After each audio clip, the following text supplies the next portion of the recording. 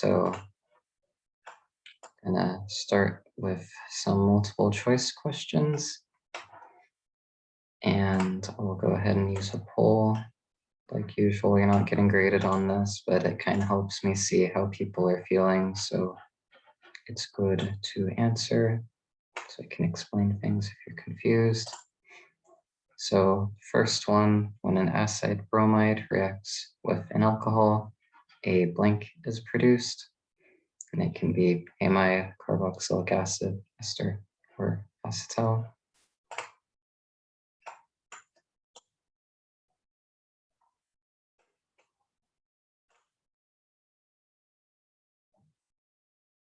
I'll give it like 10 or so more seconds, try to give everybody a chance.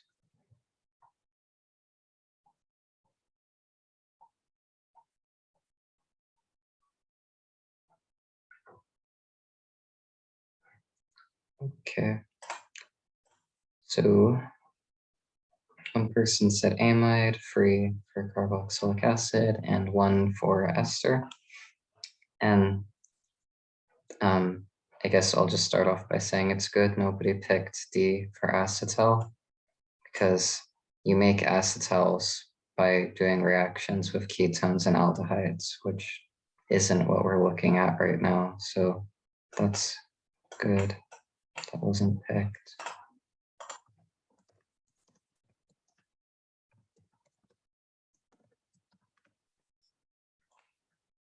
To make an amide, you would add a amine to basically any carboxylic acid derivative.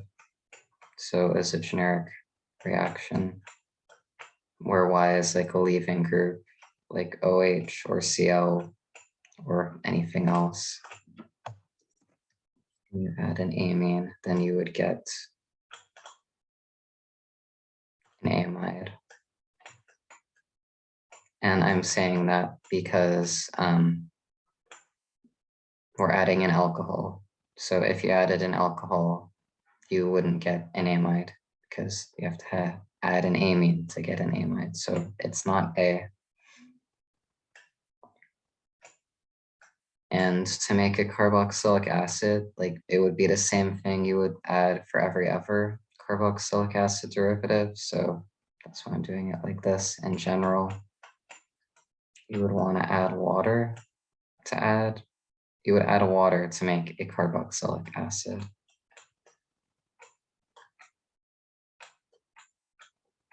You might recall from lecture, Okuda might have said it a few times, like when you add water to a carboxylic acid derivative, you're doing hydrolysis. That's always the case, whether it's a chlorine for Y or a bromine or an anhydride or an ester, like anything, they're all gonna turn into a carboxylic acid. So that's not what we would get if we added an alcohol. And by process of elimination, that leaves ester, but that is the answer. If you add an alcohol to any carboxylic acid derivative, I'll write that up here, you get an ester, regardless of what you're adding it to.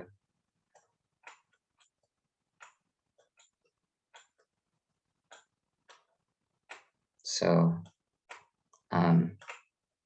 yeah, just make sure to be aware of like what the different groups or like what you get if you add an amine versus what you get if you add water versus an alcohol. Like it's going to be the same regardless of what this Y group is. So it's not like you're memorizing 20 different reactions, but you do have to know what they lead to. Okay. Next one is question 2. It's asking which reagent will convert an ester into a tertiary alcohol. So it's either LiLH4 followed by acid, NaBH4 followed by acid, Grignard followed by acid, or a Gilman reagent. And I'll give a bit of a hint, make sure to read the whole question, like every detail.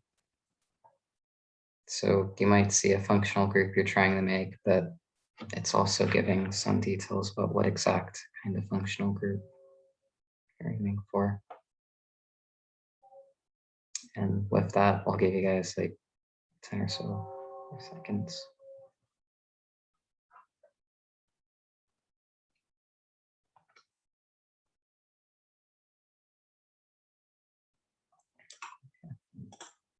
So kind of evenly split between the 4 options, but C was picked the most. So I'll go ahead and show like what we would get from all of these. If you added LiAlH4, that would reduce this to an alcohol. So that's close to what we're going for. But it adds 2 hydrogens here. So this is a primary alcohol, and we wanted a tertiary alcohol. So that's what's wrong with this reagent. We don't want primary. If you added NaBH4, and I'm not putting all of the conditions, but the whole conditions are on those options. I'm just putting a shorthand. But NaBH4 doesn't do anything to this. It's not good enough to react with an ester, so that's out.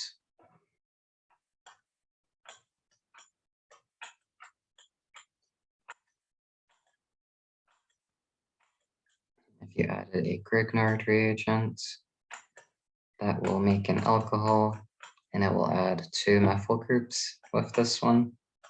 So we end up with this, and then that's tertiary. So that's the answer. And I don't think this last one would actually react with an ester, but if it did, it would give you a ketone. Like, I still don't think it would react with it, but if it were to, it would give a ketone, not an alcohol. So yeah, those were the multiple choice here. If there are any questions about these, feel free to ask. Otherwise, we'll move on. They were kind of just recalling and knowing the answers, but like if there was anything I said that didn't make sense, feel free to tell me to clarify. So here, basically just doing a hydrolysis mechanism, but I'm gonna like go into a little detail on it to clarify some conceptual things about it. But up to a certain point, this will be the same exact kind of thing you've seen before. So we have an acid chloride and we're adding water. The pyridine is just a base. We're not gonna worry about it for a bit. Could anybody ever tell me, or if they want to, draw on the screen what the first step of this mechanism should be?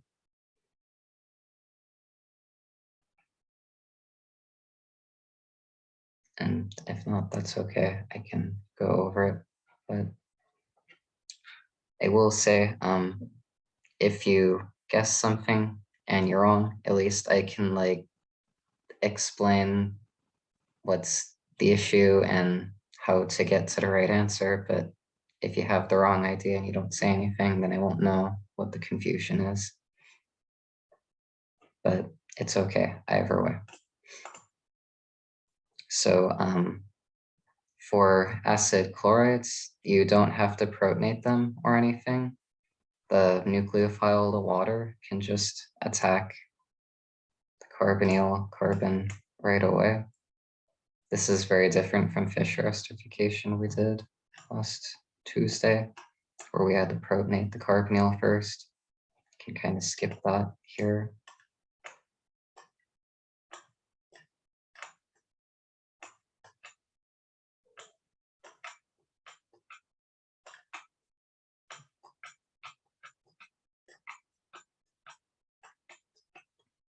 So then you get this intermediate. And just like any other reaction we've been doing in this chapter, we're doing a nucleophilic So substitution. So in the end, we're trying to make a new carbonyl and basically substitute one thing for another. So if we want to make another carbonyl, you have to reform it, and then you're going to kick out the chlorine. Chlorine is just a leaving group.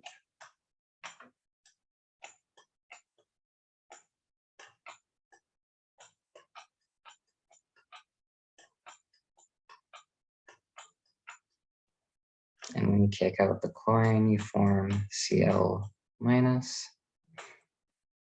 And we still have a positive charge on the water we added before.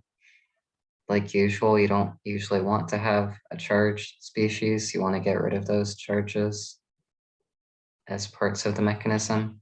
So what can we do to the structure to deal with that?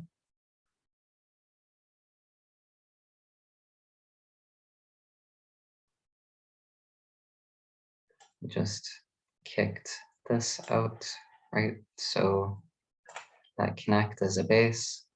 When you have a positive charge on something, that makes it a very strong acid. So we can do an acid-base reaction.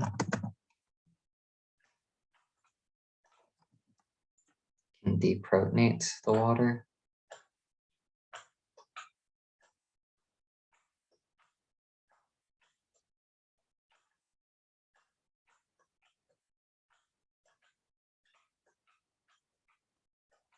You form HCl. And if you were doing this on a test, I would say like this is where the mechanism would stop. Like you don't have to show anything extra. I'm just going to show a bit for conceptual understanding. So we formed HCl, like that forms as a part of the mechanism. Hopefully you can see why that's the case. And you should also recognize that HCl, like it's a strong acid. It's something we use as a catalyst for a lot of reactions.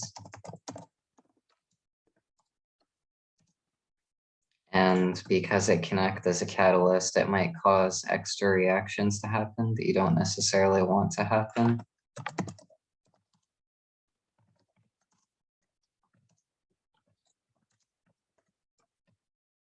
Like, depending on what else you have in your structure or what else you're adding, it might just cause it to do another reaction.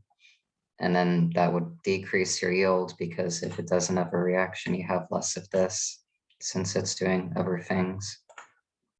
So basically, this is undesired. You don't want that HCl to be forming. And that's what the purpose of the pyridine is, because it's a base. And this is an acid, so you can have an acid-base reaction between these two. Again, like you don't have to show this as a mechanism on a test unless he implied that you do.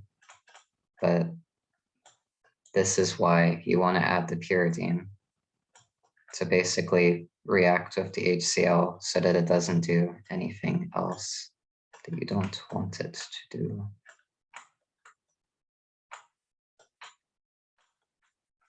So this is what we cared about. This is the carboxylic acid we formed.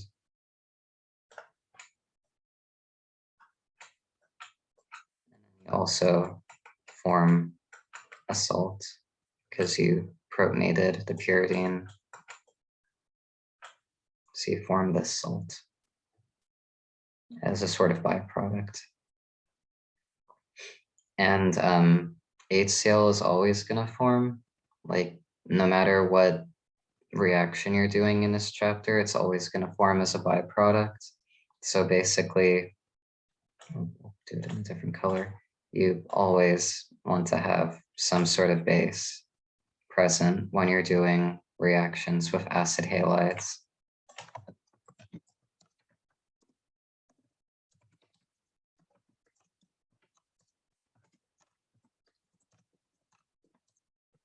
So it doesn't necessarily have to be pyridine, but some sort of base has to be there. Otherwise, there will be issues.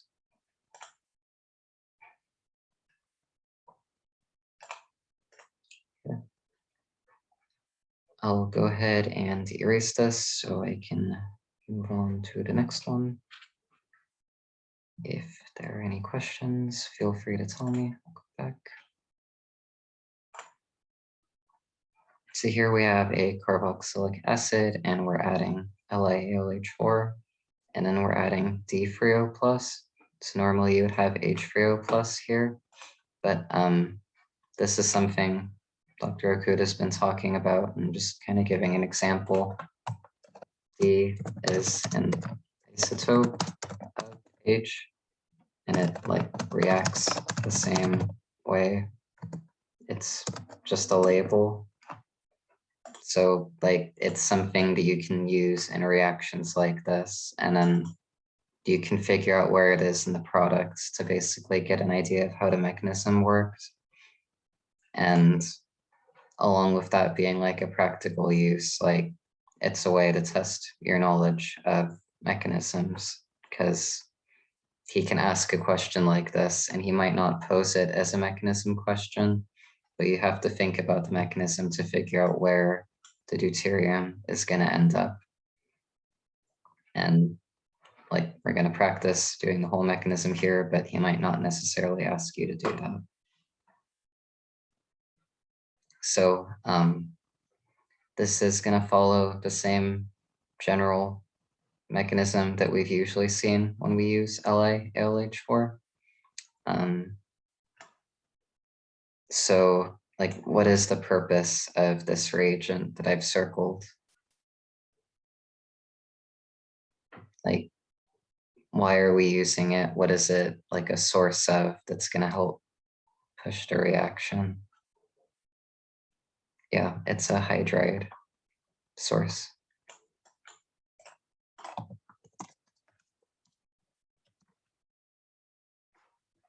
So when you're doing the mechanism with any of these hydride reagents, the nucleophile is just hydride, H-.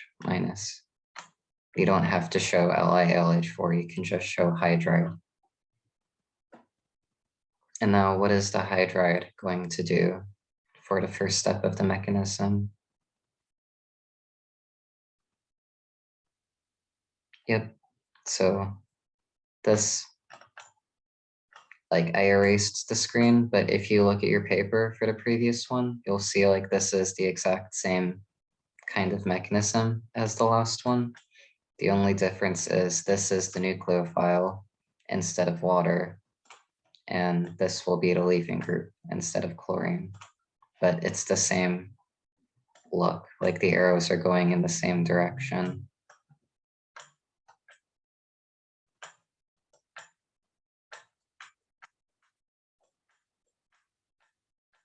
So that's the first step. And what will happen next? It'll be fairly similar to the second step of the last mechanism. We have an alkoxide, we've added our nucleophile, and we're still doing a nucleophilic acyl substitution. I think I spelled substitution wrong, but you get the idea. So if we're doing a substitution, we want to kick out the leaving group, the OH. And this came up yesterday, so I'll just address it in case anybody was thinking about it. Normally, OH is a really bad leaving group, and you wouldn't want to do something like this. You'd want to transform it into a better leaving group. I think that's not the case here. Like, you don't have to worry about it because there's nothing else you can really do to move forward, because you can't kick out this hydrogen. That would be an even worse leaving group because hydride is super, super reactive. And same thing with the methyl group. It's not a good leaving group. A CH3- would be very, very reactive. So there's no other good leaving groups. The OH, well, it's not good. It's better than the others.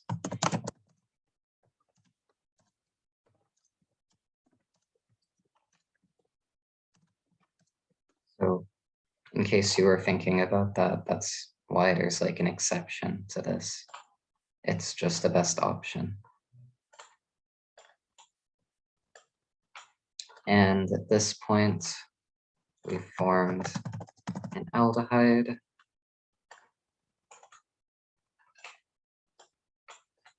And unless it's specified on the reagents, on the arrow, you should assume that you're adding excess. So you're adding enough to completely react with it.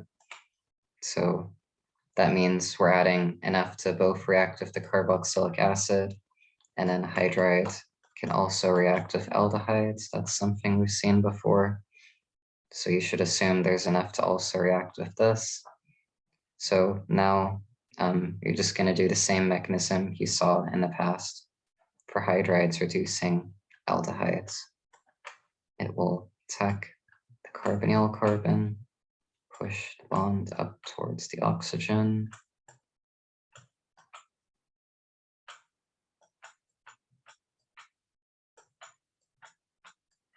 And then we get this alkoxide, and we've added another hydrogen. And there's one more step to this mechanism. Could anybody tell me what it is?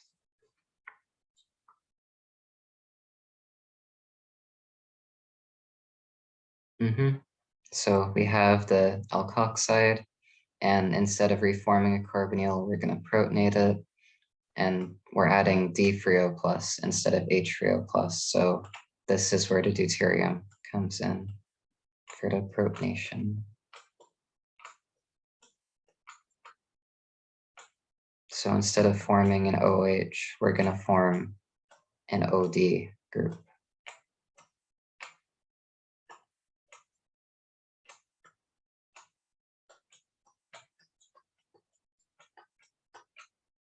And that's the product. So like we added 3 hydrogens total. We added this one and this one from the hydride, but we added that from this LiAlH4. So that's why those are hydrogens and not deuterium. And then we got the deuterium because we used D3O plus. So just think about details like this, like both for the mechanisms you're looking at now and maybe the ones from the past and the ones in the future. I know that sounds like a lot, but it's like you should already know these mechanisms. Just try to think about these details a bit because he might ask a question like this. And then if you needed to, you could do the mechanism to show where the deuterium will end up. But if you remember it, then you can just draw the product and you can figure out where it will go immediately.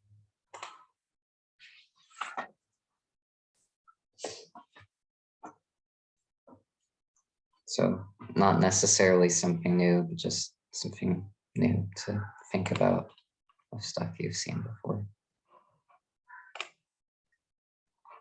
Okay, this is a bit of a concept that you saw in class on Tuesday.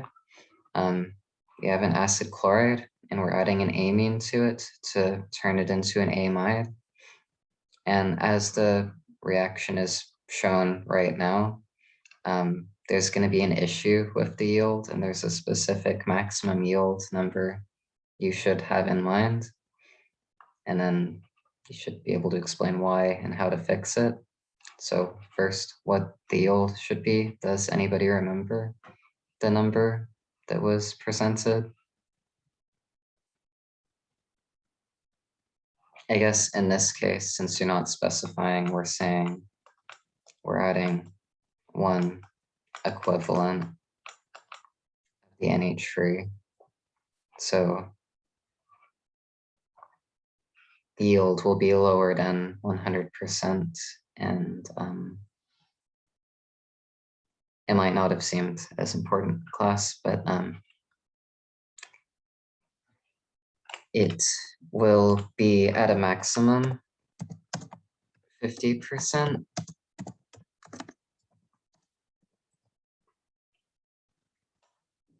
So that's the number you should have in mind for this reaction if the conditions are off. And the reason for this, I'm not going to go through the whole mechanism, but you can refer to the first mechanism we did today to like see where it comes from. HCl is going to form as a byproduct from this reaction, just like it did when we added water to an acid chloride. So this is an acid, it's a strong acid. And NH3, the nucleophile we're adding, like it is a nucleophile and it will act as a nucleophile to form the amide. It's also a base and it's a pretty strong base. So it will also do an acid-base reaction with the HCl as it forms.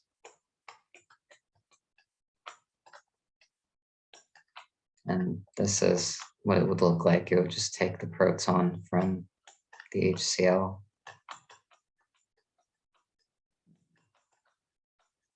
And you would form this salt. And the point is, like, once you protonate the NH3, it's not a nucleophile anymore because it doesn't have any more lone pairs. So it can't do the reaction you want it to do.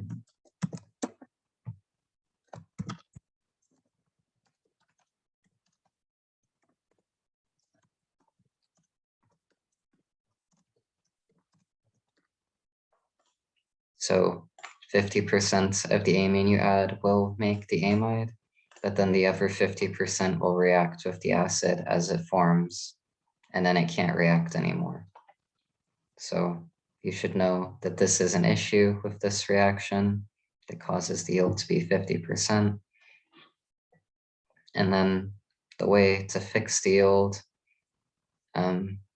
just involves adding something extra to basically react with the HCl so you don't have to worry about it. So you can add a second equivalent of amine or just another base like pyridine. That would work.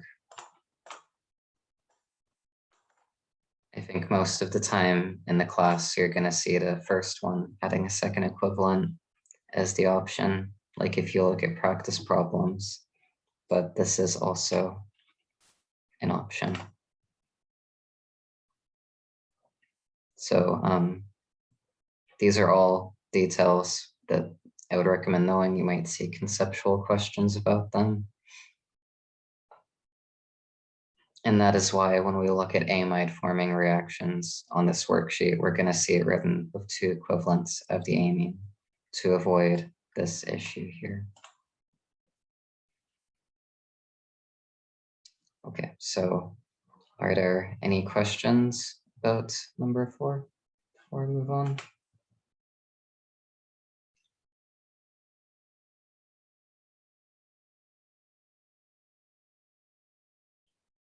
It's okay. Right. So here we have an acid chloride, and we're adding water and sodium hydroxide. Could anybody tell me what product, what functional group we're going to get? Going to get a carboxylic acid.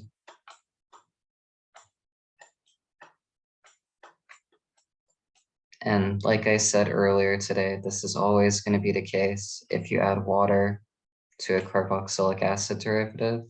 So this could be an anhydride or an ester or an amide, it doesn't matter. The product would be the same. It would be a carboxylic acid.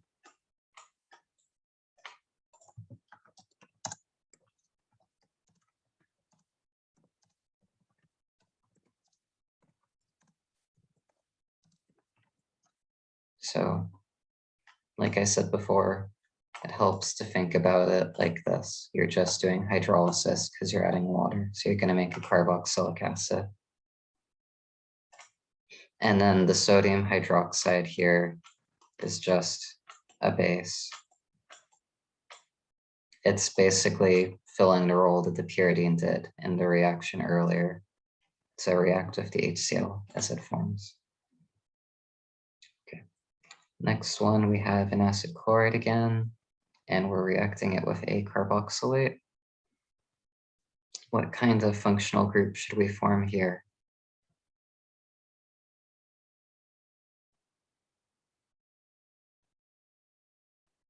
And if you're not sure, you can think about what the nucleophile is and what that should lead to. So yeah, it should form an acid anhydride because this is our nucleophile, the carboxylate. I won't show the full mechanism, but this would be the first step. The nucleophile just attacks the carbonyl carbon and then you form an alkoxide. You can practice drawing the rest of the mechanism, but in essence, you're basically just gonna kick out the chlorine. And actually, I should have put a base here, so I'll just put pyridine just to avoid HCl forming. But yeah, this is how it would go. And then the second step, you'd lose the chlorine. You can practice drawing that.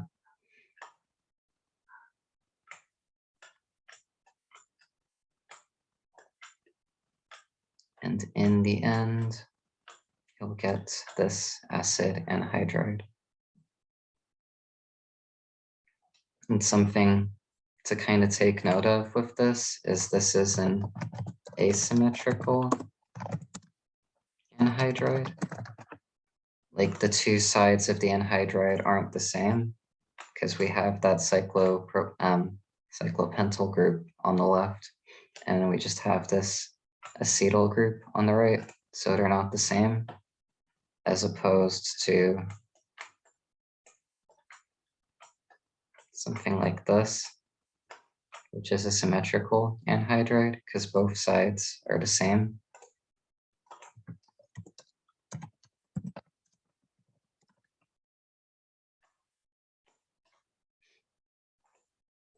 And this is the second reaction you've learned to make acid anhydrides. The first one was like starting with a carboxylic acid.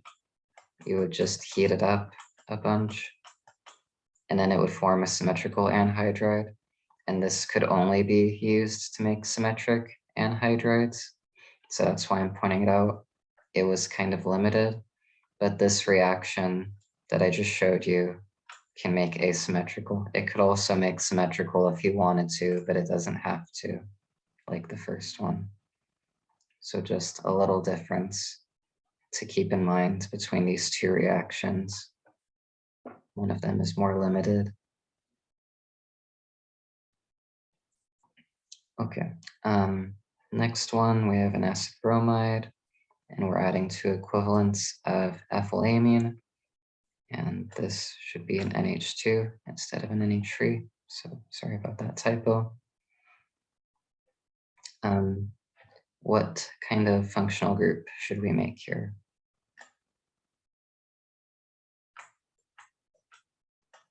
It's not going to react with the benzene.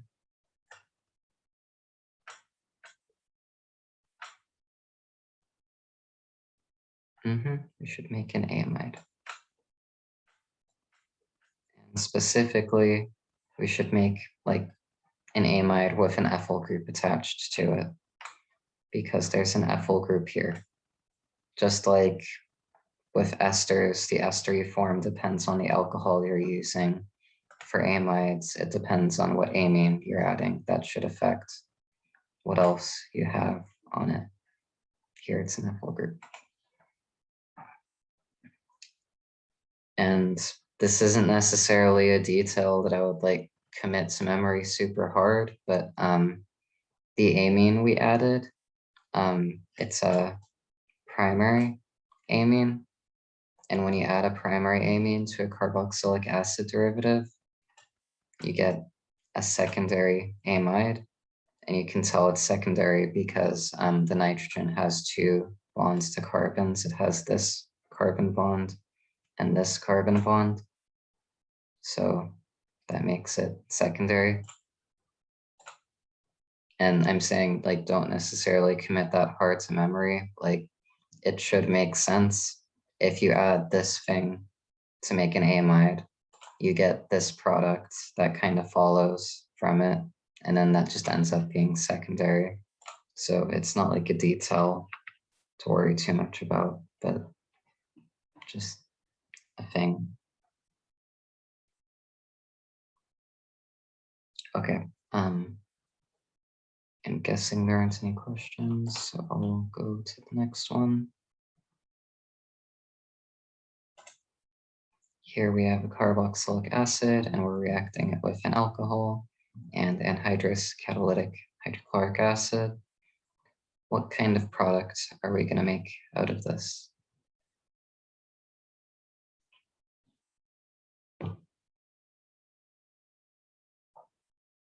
And it's the same thing you should get anytime you add an alcohol to something. So you should get an ester.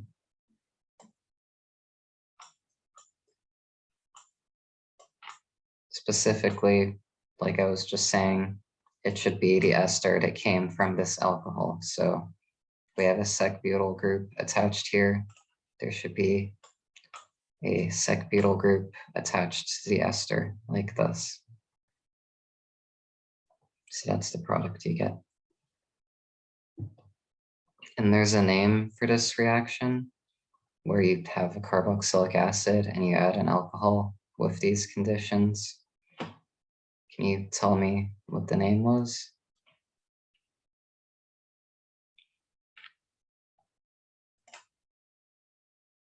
I think you might be thinking of something he covered today. That sounds like a reaction he might have covered today in class. So not Williamson-Ether synthesis, because we're making an ester. But yeah, it was Fischer. I can give an example of the Williamson-Ether just to show distinction. But yeah, remember this name. If he references a Fischer esterification and you don't know what he's talking about on the test, then that's trouble. So know the name. And then Williamson-Ether, just to show what it was where you would start with an alcohol and you would add sodium hydride usually as a base. And then you would add, just put like Rx. So the first step would deprotonate that alcohol, or alkoxide. And then X is like a halogen. So that turns this into an electrophile. And then it would do this SN2 attack. And you would get an ether. Just to clarify, like that's Williamson-Ether. This one was Fischer.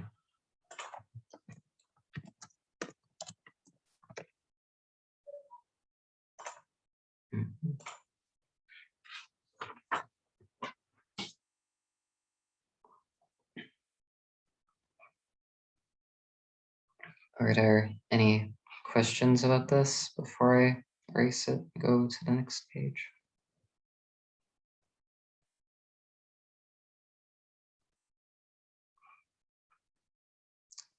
Okay.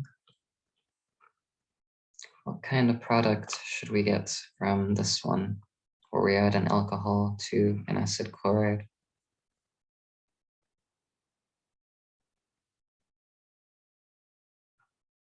I'll draw a skeleton again. We're still going to have a carbonyl like we usually have.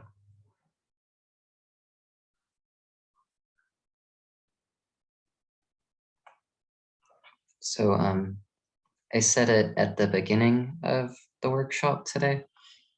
The product, like if you add an alcohol to a carboxylic acid derivative, it doesn't matter which one you're adding it to. So it could be an OHCl anhydride or thioester. It's always going to give you the same product. Just like if you add water, you're always going to get a carboxylic acid. If you add an alcohol, you're always going to get an ester. So this is the same exact reaction as the last question. We just started with an acid halide instead of a carboxylic acid. And that meant we used different conditions. We used a base instead of an acid. The mechanism would look very, very different, but the product is exactly the same. So this is just something to remember. Alcohol to any carboxylic acid derivative, you're doing alcoholysis, just like adding water is hydrolysis, and then that makes an ester.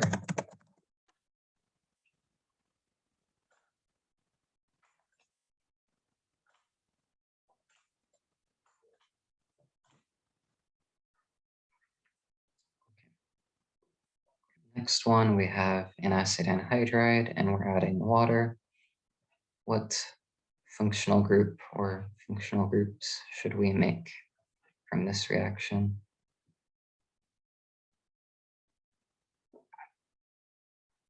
And they just repeated something that might help. Yeah, we're adding water, so we should be doing hydrolysis, which means we should be making a carboxylic acid.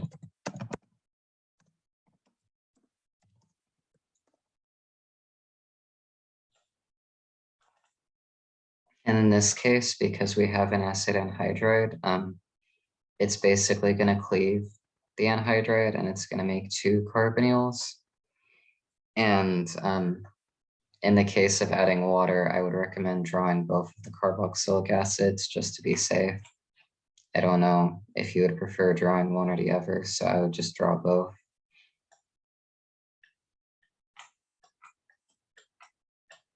So here's the carboxylic acid you get from the left side of the structure.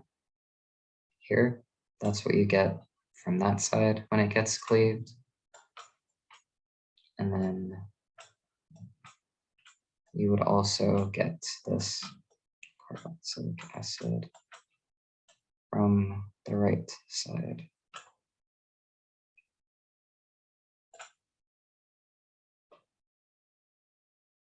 And if you added a different nucleophile, it might be more complicated. I honestly don't know which side it would prefer attacking, and I don't know if he'd go into that much depth on a test. So maybe don't worry about it too much unless he gives you a reason to think he would do something like that. Because I don't think he would. He never did, as far as I knew. Okay. Next one, we have an acid chloride, and we're adding two equivalents of an amine. What kind of product should we get here?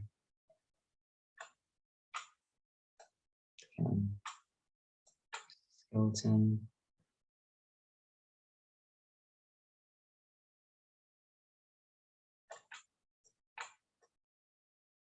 So this should be amide, yeah. Same as before, where we added an amine. And this time we have a methyl group and an ethyl group attached to the nitrogen. So that's the amide that we should get. We added a secondary amine as our nucleophile, and you get a tertiary amide. Again, like not necessarily something to commit to memory, but maybe something to take note of. That's what you end up getting.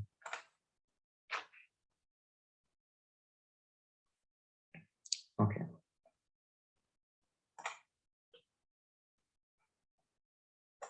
These next two are a bit trickier. So in the first one, we're adding sodium hydroxide to an acid chloride and a carboxylic acid. So first off, before asking like what the product is, like what can hydroxide behave as? Like, is it a nucleophile, an electrophile, acid, base? What can it behave as?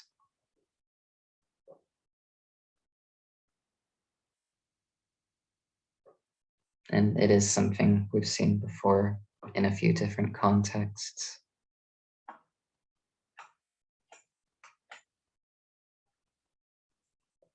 So remember, it has a negative charge on it. It has a lone pair. So what do things with negative charges plus lone pairs typically act as?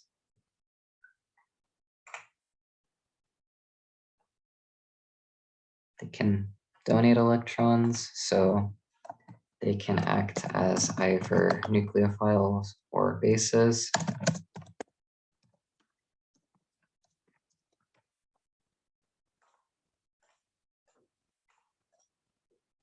What they behave as depends on what they're paired up with, basically.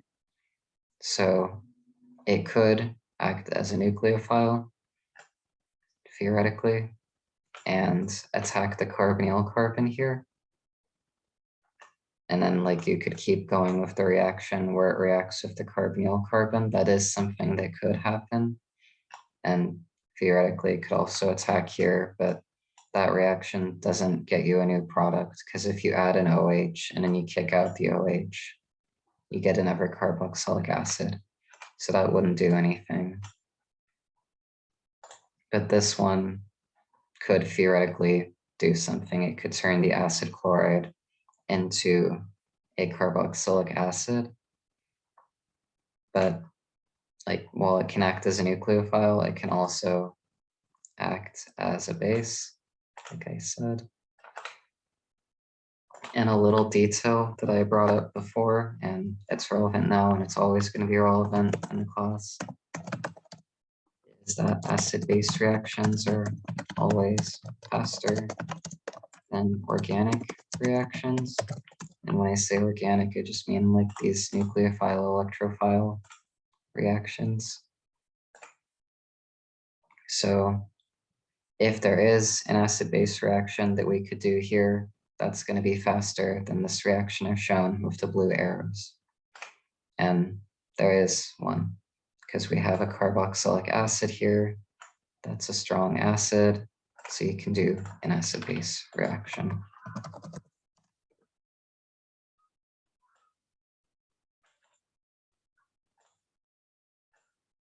So even though that might not seem obvious, and that's why I said this is tricky, that would be the first step of a mechanism for how this reaction goes.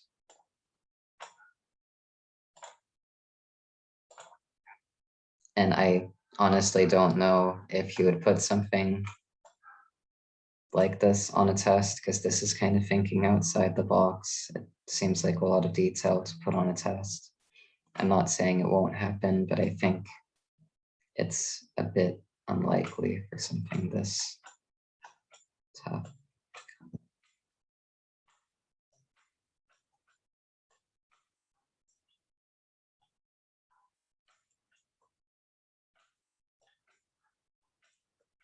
Now that I've shown you that this will form, we have a carboxylate.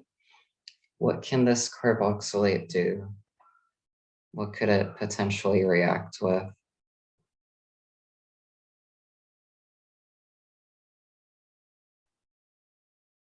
Remember, we saw a reaction where carboxylates acted as a nucleophile earlier today. It reacted with an acid chloride to make an acid anhydride. And we have an acid chloride here in the same molecule. So it can react with that acid chloride. And I'm not going to show the rest of the mechanism, but it would be pretty similar to like when we added water to an acid chloride earlier. So you could follow that kind of template mechanism if you wanted to complete the rest of it. But that would be like the nucleophilic attack. And I said we're doing like an intramolecular reaction here because everything's within the same molecule. So I highly recommend numbering the atoms from the nucleophile to the electrophile when you do these intramolecular reactions, because you're going to end up forming a cyclic product.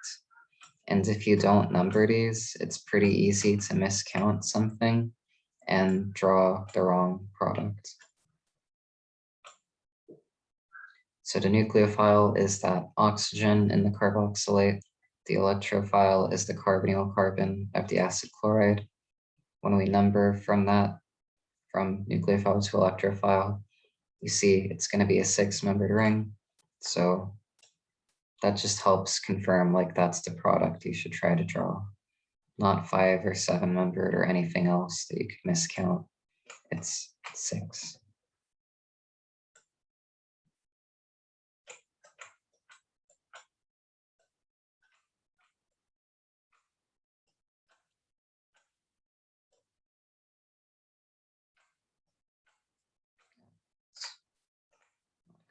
Showing it.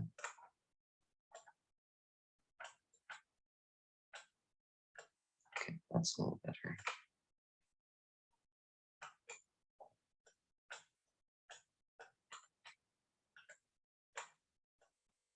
And there's it numbered again, just to show you that's the cyclic product you get from this.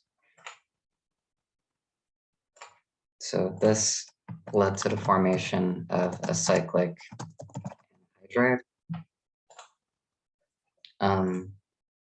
And we're not going to have an example of it on this worksheet, so that's why I'm just going to say it.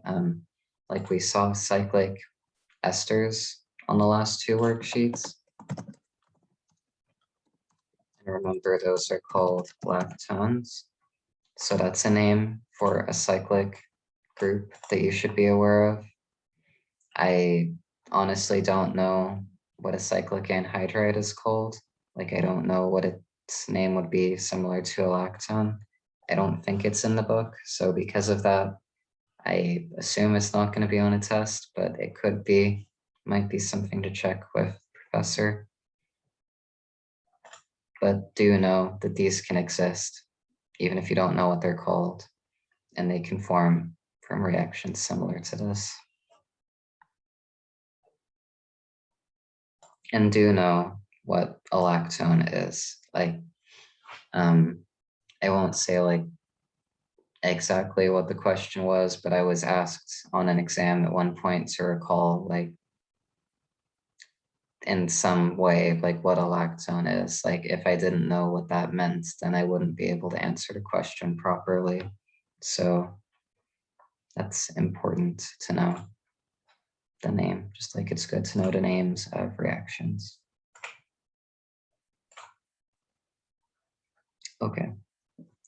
Next one, we have a carboxylic acid and we have an amine, and then we're adding a methylamine and DCC to this. And remember, DCC is just a reagent that helps form amides from carboxylic acids. It's kind of like a catalyst. I don't think it's really a catalyst, but it kind of acts like one because it helps push the reaction forward. So if you remember that, that will help key you in on what kind of what kind of reaction you're trying to do. And we're adding this methylamine. So as I have it written, like it kind of looks like you're supposed to draw this as a product where the carboxylic acid reacts with that methylamine. That would be the first thing that comes to mind, like right off the bat. But you always have to keep an eye out for other potential reactions you might be able to do, because the DCC will help the carboxylic acid react with any amine, not just this one that we're tossing in. It could also react with this amine in the same molecule. And another detail that's always the case in the class is that intramolecular reactions always faster than intermolecular ones. And logically, that should make a little bit of sense, because in an intermolecular reaction, like if this was trying to react with this, you can kind of imagine that the two molecules, like they're separate from each other. They have to run into each other in space to actually react. But when they're in the same molecule, they're already right next to each other, so they don't have to waste any time finding each other, so they can react a lot faster. So remember this detail, and always keep an eye out for reactions that might be able to happen in the same molecule, even if it looks like you can do something with this. You should always keep an eye out for other things that can happen. So this will be the actual nucleophilic attack, and that's not going to form to a decent, right? That's not going to be the major product. It might form a bit, but it's not going to be the major product. And again, I'll number the atoms from the nucleophile to the electrophile. Again, you can see it's 6 going from the nucleophile to the electrophile, so we should draw a 6-membered ring.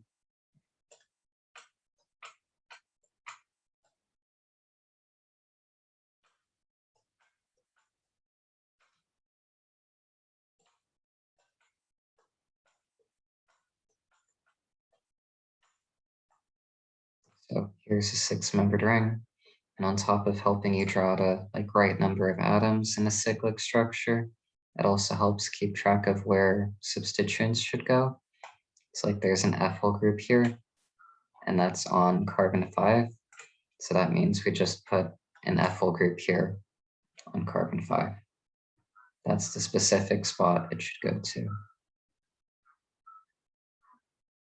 And then that's it. So this allowed us to form a cyclic amide, and this can be called a lactam. Just like a cyclic ester is a lactone, a cyclic amide is a lactam. So you should also know that. And that is in the book, so I am sure that's fair game for a test.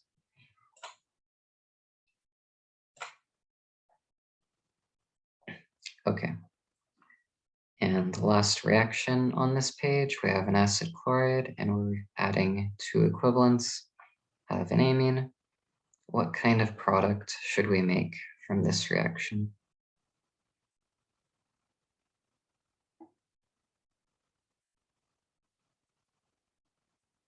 Or are we going to make a product? What kind of amine are we adding? Is it primary, secondary, or tertiary? Yeah, it's tertiary because the nitrogen has free bonds to other carbons. It is tertiary. And I can't, well, I guess I can. You can see with this one, with this amine, it was secondary. And with the other ones we've done, they were either primary or secondary, or we were adding NH3. And in those cases, the nitrogen had a hydrogen on it, and we didn't do the mechanism, but you could always see that it lost a hydrogen in the process of getting added. A tertiary amine doesn't have a hydrogen to lose. And because of that, if you tried to do the reaction, you would see that it gets stuck with a positive charge, and things don't like to stay positive, so that wouldn't be a good thing. So that's all to say that because there's no hydrogen there, it can't add. You can't form an amide out of it. So this will be no reaction.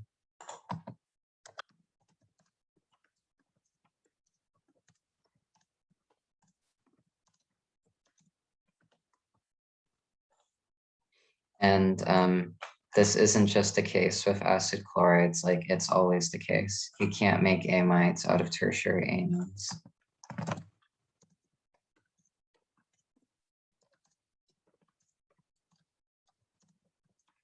So if you try to do it with a carboxylic acid or an ester or an acid anhydride, it would be the same issue. It's not just because it's an acid chloride.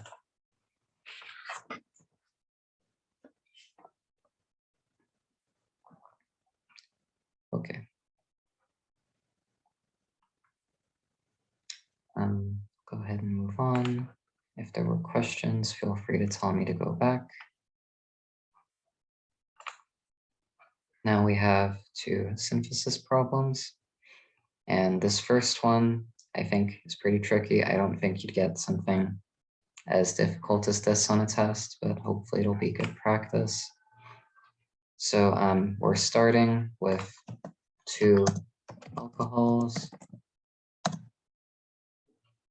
and we're ending with one OH, one alcohol, and one carboxylic acid. And we also added one carbon at some point. We added this methyl group here, so we added that one carbon. And another thing that might be good to take note of when you're doing synthesis, either like on the paper or mentally, is like, what kind of alcohols are you working with? It's like this one on the left is a secondary alcohol, and the one on the right is primary. And then at the end, we have a tertiary alcohol. So it might be good to think about reactions that you can do with secondary and primary alcohols, and then reactions that you could use to synthesize a tertiary alcohol. Those kinds of thoughts help kind of meet yourself in the middle on a synthesis if you think about what you can do at the start and reactions you could use to get to the end.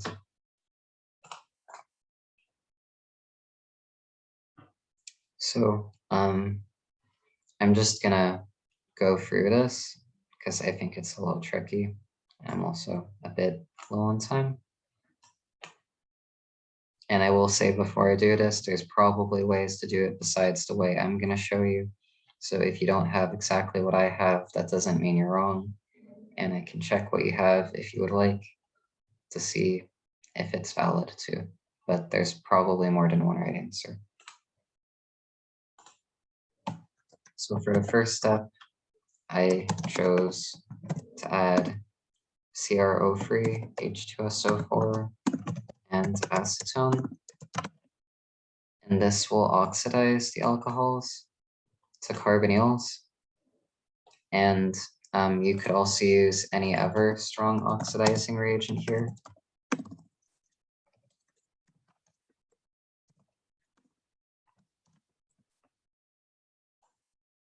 So like KMNO4 or Na2Cr3O7, any strong oxidizer out of those three would work here as a substitute. The secondary alcohol will become a ketone, and the primary alcohol, because we're adding a strong oxidizer, it will become a carboxylic acid. So at this point, we have the carboxylic acid we want, and we basically just have to get the ketone into a tertiary alcohol and add a methyl group at the same time. And I would guess that a first instinct, which was also mine, if you look at this, would be like, you could use a Grignard reaction to add this methyl group and turn that into an alcohol at the same time. But that doesn't work here because the carboxylic acid would react with the Grignard and it would stop it from working. So you can't use a Grignard here. React with acid. And There's not, well, there might be protecting groups for carboxylic acids, but like you haven't learned about any in this class, so you can't use anything like that. There's no way to protect the carboxylic acid to stop it from reacting with a Grignard. You could like react it with an alcohol to make an ester so that it would at least wouldn't do the acid-base reaction. But if you had an ester, then it would still react, and then you wouldn't have this, and that would be an issue. So there might be a way to work around the carboxylic acid, but I think it's more complicated than it's worth trying to pursue. So instead of trying to do a Grignard reaction to add that methyl group, I think it makes more sense to do a Wittig reaction. So that involves that triphenyl phosphorus group. Remember a reagent that looks something like this. 3 phenyl groups on a phosphorus, and then it's bonded to some sort of alkyl group. Whatever that alkyl group is what you're adding. So here it's a CH2 because that's what we're trying to add. And this only reacts with ketones and alkanes. So it won't mess with the carboxylic acid in any way. So that will turn the ketone into an alkene. We've added a carbon. And then you still have your carboxylic acid. And the last reaction is something you might be able to recall. It's just a 112A reaction. We're trying to add the alcohol to this spot that I have circled. I can circle it in a different color here. So which spot is that on the alkene? Is that like the Markovnikov or the anti? Yeah, it's the Markovnikov spot. So what reaction should we use for this?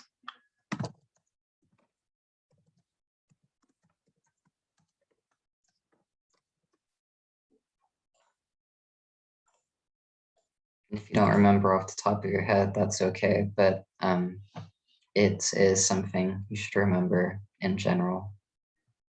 Yeah, it's the mercury acetate. PBr3 would, like from 112A, just to cover it briefly, that would be something you would react with an alcohol, and then that would turn it into a bromine. So, yeah. But yeah, you'd want to use the mercury acetate reaction. And there's a bit more to the conditions that you should remember too. It's a bit, like it's kind of a lot and it's all necessary. So in the first step, you add the mercury acetate and water, and then in the second step, you add NaBH4. Yeah, that's okay. It's not something you're thinking about very often, so it's fair to not remember. But especially like when exams come up, I think like looking at flashcards if you have them, or if you don't have them for old stuff, it might be good to make them for a few reactions to help you remember them, because the whole thing would be important. I don't know how strict he would be, but I would think like if you didn't put both steps at least, then you'd probably take a point off or something. So yeah, this is the most straightforward, quickest way I could think to do this. But again, probably not the only way to do this synthesis problem.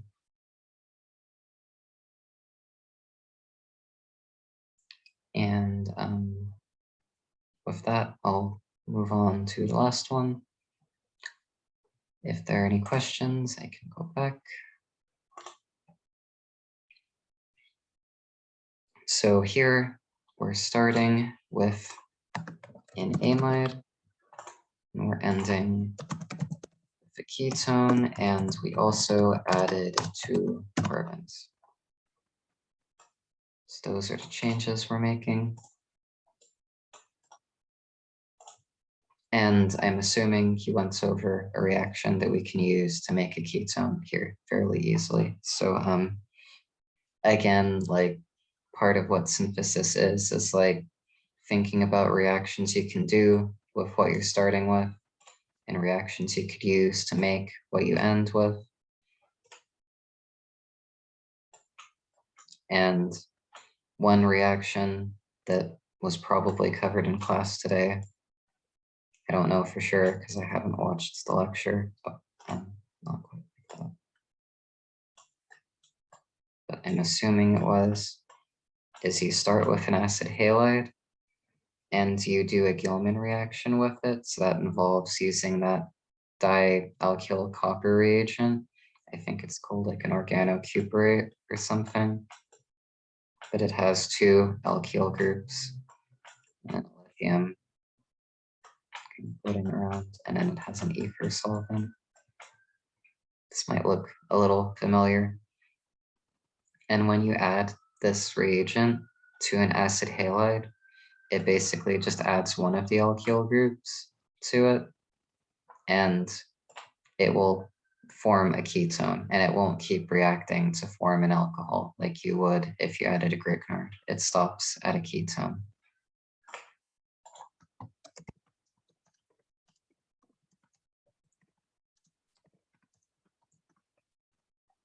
So if you recall this reaction, that is a reaction you could use for the very last step to make that ketone. And then you can think about what you could do with this amide to work towards making that acid halide. So you could do that reaction. That's kind of how synthesis works. You meet yourself in the middle. So we can't go directly from the amide to the acid halide, because remember, you can only go from less stable, I guess I should say from less reactive carboxylic acid derivatives. And acid halides are the most reactive, amides are the least reactive, so you can't go to that in one step. We'd have to form an intermediate first before we could make the acid halide. And that intermediate would be a carboxylic acid, because you can make any carboxylic acid derivative from a carboxylic acid. That's why they're called derivatives of carboxylic acids.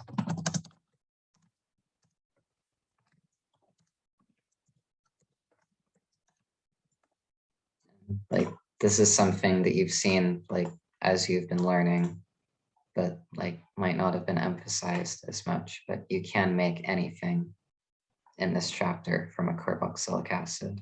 Even if it's more reactive, you can still make it. So to get to the acid halide, you'd want to add water to do hydrolysis. And this is an important detail that if you haven't seen it yet, you will. Like, I think you saw it in chapter 20, but you'll probably see it again. You need to heat it if you're starting with an amide. If you don't heat it, it's not going to react. So that's important. And then you either need a strong acid like H3O+, or you could do this with a base. Hydroxide too, that would be okay. But you need one or the other. You need acid or base. If you just have water, it's not going to work.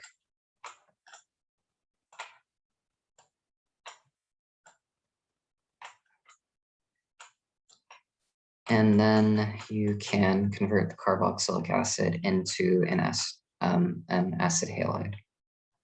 And that could be done with SOCl2. So that's how you kind of meet yourself in the middle. You know you can do this last reaction. So you just have to figure out how to make that. And like usual, this isn't the only way to do this. I can think of at least 1 or 2 other ways that are fairly short. to do this synthesis, and there are probably even more.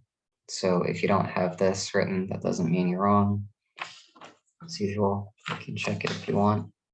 If not, it's okay. But that is all I have for you guys.